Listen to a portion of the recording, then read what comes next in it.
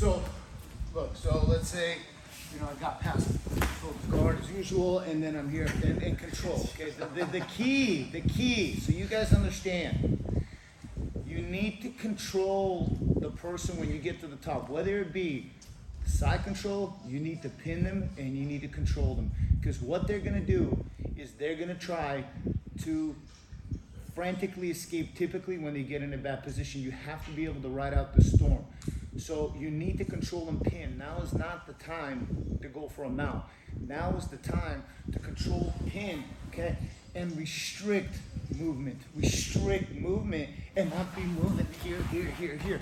It helps the other person create opportunities to escape, because it's much harder for him to escape if I am not moving and I'm restricting his movement. So as he begins to, you know, just move around a little bit here, I'm restricting here, because what he's really trying to do with framing, he's trying to get me to move, and now body's rest in motion, and just from the standpoint of physics, now he can begin to actually move, because if I'm here and he doesn't get me to move, then he can't change his position.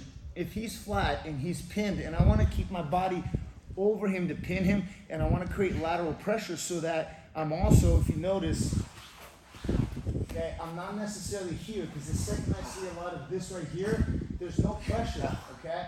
In fact, there's way too much space. So what I typically do is I control the hip, and I'm here, and I'm dynamic, so I can go from one hip, from my right hip, and I can always switch to the other, because if he decides to now use this right leg of his and put me in like a half guard right here, I can begin to switch here, and I can begin to control, move here, and I can move back into position, restrict the movement, and you will feel them begin to wear out, because now if you get in a bad position, the last thing you need to do is fight frantically to get out of this position. You need to protect yourself and find the right timing in order to be able to technically escape, because all you're going to do is wear yourself out, especially in a bigger division and so forth. Okay, so what we're going to do here is a couple of ways to mount. You're either going to mount, you got to mount low. The last thing you should ever do is get here and then you go here, because he's going to put his hand on my hip right here, okay, and here, because my arm's trapped. Pinch your left elbow on my arm. We go that frame. Yeah, hug my shoulder. Just cover. Bring your left elbow down. Yes, right here, and you start mounting right here. He slowly lifts that hip, and you get rolled this way. I saw it over and over and over again. Okay? You gotta remember, you gotta mount low, so you don't let him control the hips, because this is the problematic arm. That arm is either gonna get you stuck in a half guard with an underhook, or that arm is gonna lift your hip frame to hip. So you gotta get past this arm here. So if he's pinning here, this is not the time to mount. The time to mount is when you can begin to extract this arm here, and I need to get past this here, okay? Because if I'm going here, I would switch the base here, and then go here. So now we got to the mount. First thing I'm going to do is I'm going to slide my left knee up, okay? Right hand begins to extract his elbow up, and my left knee slides up, because he's got an underhook, I got an underhook. I'm looking for a double underhook. So what I'm doing is that I'm walking this elbow up here in order to be able to attack it right here, okay? Because it's so far up, he can't defend it. He should use his hand, his outside hand, one way or another to help this hand, okay? It's fine right here. And then you're able to get a double under, okay? And you slide up a bit, and you're off of his hips. So now, if he starts bumping his hips, okay, you're not connected to his hips as you would be here. Bump right here, and then you keep sliding off. I don't want to do that. I want to keep a narrow channel right here where I'm above his elbows, okay? And I want to look and see which arm is on top, first and foremost, because we're going to attack for just a simple straight arm lock. It's very, very effective here, because he should not be above the elbow, means elbow, shoulder, below to the hand. Doesn't matter which way it's pointed, even if it's up, above the shoulder will mean down. Above the elbow means down, okay? So right here, he shouldn't be able to free his elbows, because he would want to right here. Your elbow's pretty stuck? Yes. Okay, because it's my chest and it's a narrow channel. I'm not hugging his head, because this I've seen a lot here, and now his elbows are free, okay? And now I'm stuck, and then I can get rolled, okay? So I'm here, okay? Before I go for the double arm lock, what I'm going to do is I'm going to see which arm is on top. So in this case, it's his left one here. I'm gonna lock my left elbow down right here. I'm gonna find his wrist. Keep him crossed up. Okay, right here. Right here, I'm gonna grab the shoulder here, and I'm just gonna push this all the way out, right there, okay? You can even grab the wrist palm. You can grab it with the wrist right here. You don't even need to, just right here, just so I can turn it right here, okay? Because what I'm doing is I'm creating a fulcrum right here, and I'm locking it on the other side, and all that pressure with chest on his face right here, okay? So I put my chest on his face, give him a little bit of mother's milk right here, and then you grab the wrist, and then my shoulder pins it, and all I'm doing is just pushing this out, pushing.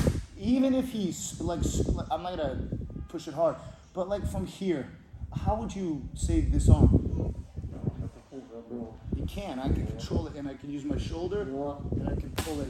I'll push it out, and it turns it into just basically a straight arm lock. But it's super tight. This hand right here, okay, because it's flat, I might as well with my left hand anchor myself here. Creates a better fulcrum so that my left elbow doesn't slide. So I'm here and I grab right underneath here, as now I'm able to lean to the right, and now his arm is stuck right here.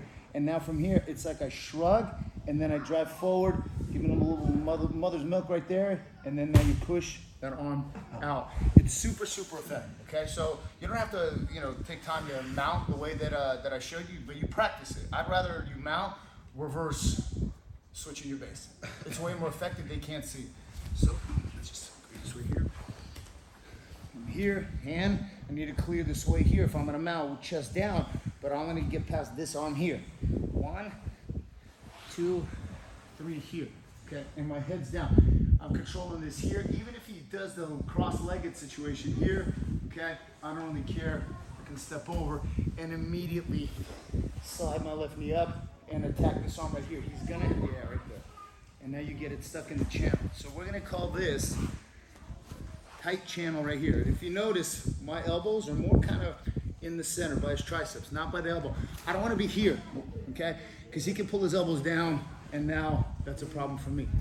I wanna be right here, right by kind of his shoulders, right at his triceps, so that my chest is blocking also his elbows here. And I look, it doesn't matter which hand is up, on top, but I want to attack the one that's on top because he'll possibly be able to save the bottom one with the top one. So here, what I'm going to do is I'm going to find the top one here. Keep your hands here. I'll lock it. Left hand grabs this tricep here. I anchor this down here, and all I'm doing is just pushing this out here, okay? You can grab, I'd prefer you grab the wrist palm here, drop your shoulder, and just push and slide forward, right here. And you'll push it straight. Now, if this rotates this way here, I think it'll still work, but it works less because it breaks the opposite way of the thumb. So you control this, so you see the thumbs right here, and now shoulder, and it's a finish, okay?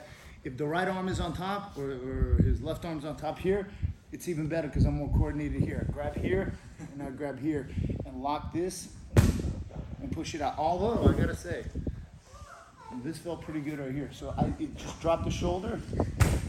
Oh, okay. Look, I even hit the bottom one, you know what I mean? So listen, this is all new, and Claire's doing it to me. I can do anything. Because look, when you get here, okay, what could you do?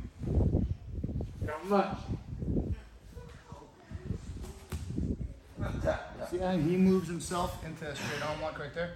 Okay, and he can't rotate and save for key lock. If you go here and try to do this here, he could rotate it in a key lock, and then you have to go to key lock. But when you're up here, the rotation doesn't matter. What matters is right here, I'm pinning it, and I'm moving it up. Just simple, real basic, primitive, simple. Doesn't look fancy on film, but you know what? Gets the job done in competition. All right, let's try it. 1, 2, 3. Make sure you get a narrow channel. You can start in the mouth.